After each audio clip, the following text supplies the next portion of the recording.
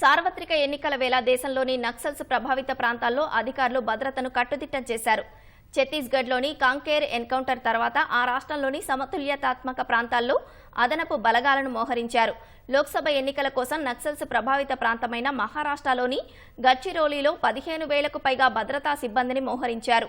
డ్రోన్లు, పోలీసు జాగిలాలు, అత్యాధునిక పరికరాలతో పోలింగ్ ప్రాంతాల్లో జల్లెడపడుతున్నారు.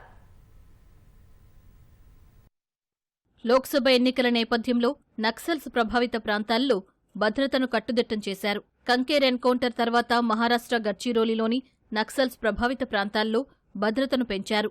డ్రోన్లు, డాగ్ స్క్వాడ్లు, అధునాతన పరికరాలతో తనిఖీలు నిర్వహిస్తున్నారు. పోలింగ్ కేంద్రాలకు వెళ్లే రోడ్లను ముమ్మరంగా తనిఖీ చేస్తున్నారు.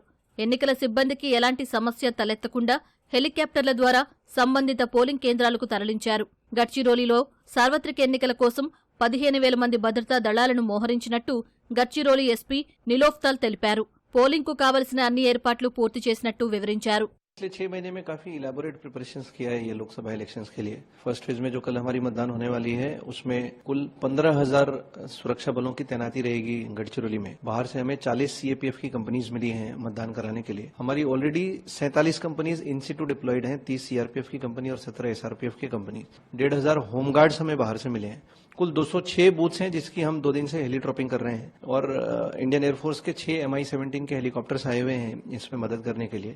तो ईवीएम और पोलिंग पार्टीज ऐसे 824 लोगों की हम उस संवेदनशील और अति संवेदनशील ठिकान हम हेलीकॉप्टर से ड्रॉपिंग कर रहे हैं ताकि उनकी सुरक्षा को लेकर के कोई भी धोखा नहीं हो। इसके अलावा हमारी 130 ड्रोन्स की फ्लीट है गढ़चिरौली पुलिस की, जो आकाश से पूरे चप्पे चप्पे पे जहां जहां पे भी चुनाव होंगे वहां पे उन पे नजर रखे रहेगी। इसके अलावा हमने सभी वोटर्स को भी अपील की है, ग्राम बैठ करके अपील की है कि बिना किसी डर के वो बाहर आकर के, बिना किसी सुरक्षा के भय के वो आगे आकर के मतदान करें और गढ़चिरौली में जो चुनाव होने वाले हैं उसको पीसफुली और सक्सेसफुली करने में हमारी मदद करें। కాంకేర్ ఎన్కౌంటర్ తర్వాత మాట్లాడిన హోంమంత్రి అమిత్ షా భారత్లో నక్సల్స్ను నిర్మూలిస్తామని ప్రతిజ్ఞ చేశారు. మోదీ దేశ ప్రధాని అయినప్పటి నుంచి నక్సలిజం, తీవ్రవాదంపై అవగాహన కోసం విస్తృతంగా ప్రచారం కల్పించినట్టు చెప్పారు. मोदी जी जब से प्रधानमंत्री बने तब से नक्सलवाद और आतंकवाद के खिलाफ एक सातत्यपूर्ण अभियान भारतीय जनता पार्टी की सरकार ने चलाया है और छत्तीसगढ़ में भारतीय जनता पार्टी की सरकार बनने के बाद वो अभियान में और गति आई।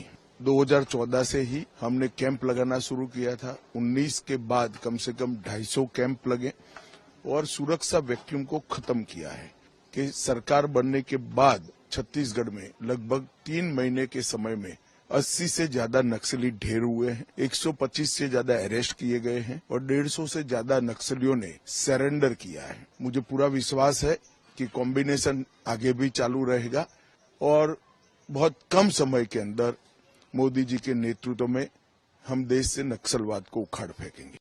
మంగళవారం ఛత్తీస్గఢ్లోని కాంకేర్లో జరిగిన ఎన్కౌంటర్లో 29 మంది నక్సలైట్లను భద్రతా బలగాలు మట్టుబెట్టాయి. ఆ ప్రాంతంలో సెర్చ్ ఆపరేషన్ నిర్వహించి భారీ మొత్తంలో ఆయుధాలు, మందుగుండు సామగ్రిని స్వాధీనం చేసుకున్నారు.